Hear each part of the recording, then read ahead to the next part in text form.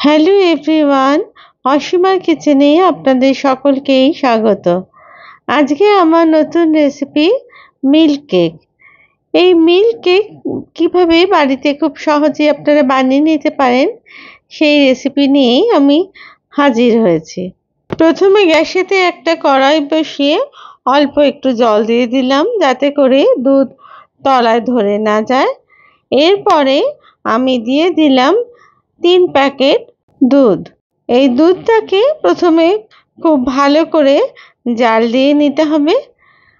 আমার এখানে দুধটা একটু বেশি হয়ে গেছে বলে আমি দুধটাকে ট্রান্সফার করে নিলাম অন্য আরেকটা কড়াইতে। তারপরে দুধটাকে খুব ভালো করে আমি জাল দিতে থাকলাম। এই সময় ভালো করে খুন্তি দিয়ে কিন্তু দুধটাকে অনবরত নাড়তে হবে।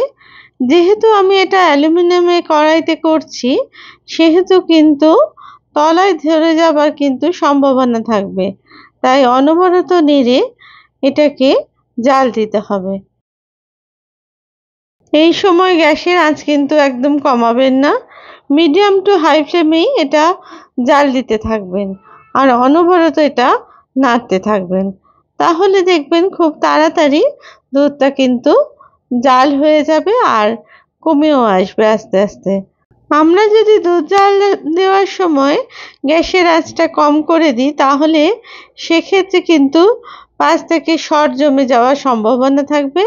সেক্ষেত্রে এই মিল্ক কেক বানালে সেটা কিন্তু সঠিক হবে না।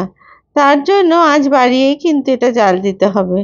আমি দিয়ে দিলাম এখন লেবুর রস। লেবুর রস দেওয়ার পর অনবরত এটাকে কিন্তু নাড়তে হবে।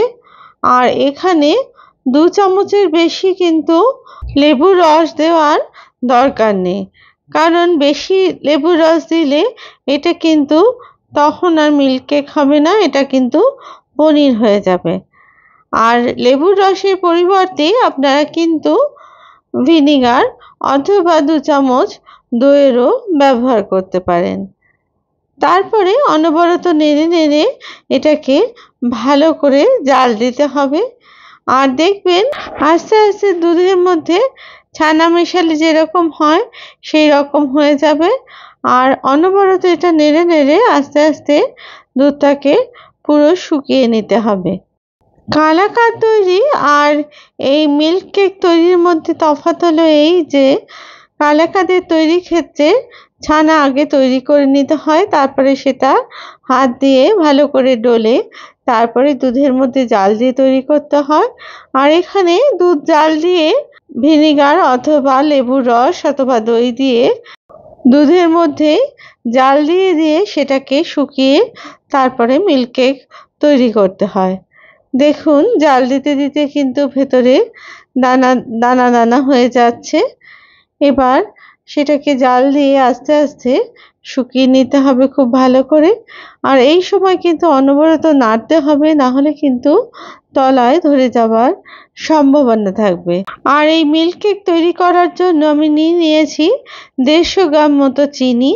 চিনিটা আমি সম্পূর্ণ একসাথে মেশাইনি, 2 চামচ 2 চামচ করে দিয়ে ভালো করে নেড়ে নেড়ে যখন চিনিগুলো পুরো গলে যাবে 2 চামচ চিনি, তারপরে বাদবাকি আরও 2 চামচ চিনি যোগ করলাম। এইভাবেই 150 গ্রাম চিনি আমি আস্তে আস্তে দুধের মধ্যে দিতে থাকলাম আর অনবরত কিন্তু নাড়তে থাকলাম।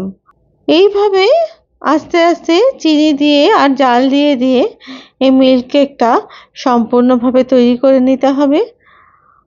দেখুন কত সুন্দর ছানা ছানা মতো হয়ে যাচ্ছে দুধের মধ্যে, আর রঙও কিন্তু আস্তে আস্তে চেঞ্জ হয়ে যাচ্ছে। সম্পূর্ণ চিনিটা দিয়ে দেওয়ার পরে আবার ভালো করে আমি নাড়তে থাকলাম এটাকে। আপনারা কিন্তু এই রেসিপি খুব সহজেই মাত্র 3টে উপকরণে খুব অল্প সময়ের মধ্যে বানিয়ে নিতে পারেন। আর পুজোতে ঠাকুরকে ভোগ হিসেবে ওটা নিবেদন করতে পারেন, অথবা ঘরে কোনো অতিথি এলে এই মিষ্টি ঘরে বানিয়ে অতিথিদেরও বানিয়ে দিতে পারেন। দেখুন জাল দিতে দিতে দুধটা কত ঘন তৈরি হয়ে গেছে। এইভাবে অনবরত নেড়ে নেড়ে এটাকে তৈরি করে নিতে হবে।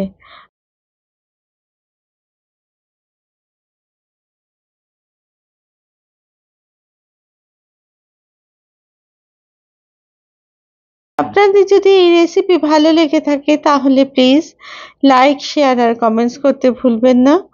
আর আপনারা যদি আমার চ্যানেলের নতুন বন্ধু হন তাহলে প্লিজ চ্যানেলটিকে সাবস্ক্রাইব করে দেবার অনুরোধ রইল। পাশে থাকা বেল আইকনটিকে প্লিজ প্রেস করে দেবেন, যাতে করে নতুন রেসিপি দিলে অতি সহজেই আপনাদের কাছে তা পৌঁছে যায়।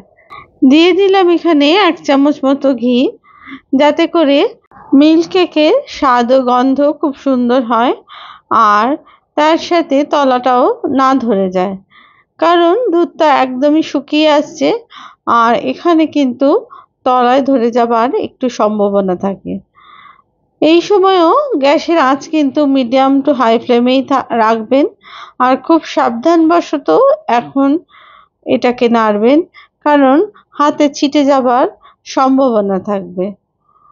তার জন্য বারবার এরকম নেড়ে নেড়ে এটাকে কিন্তু এই সময় পাক দিতে হবে।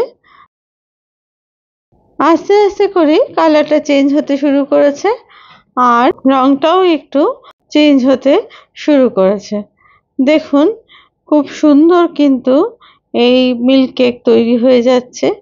যতক্ষণ না এটা একদম শুকনো হয়ে যাচ্ছে ততক্ষণ কিন্তু এটাকে জাল দিতে হবে, কারণ চিনির থেকে অনেকটাই জল বেরিয়েছে আর অনবরত কিন্তু এটা নাড়তে হবে।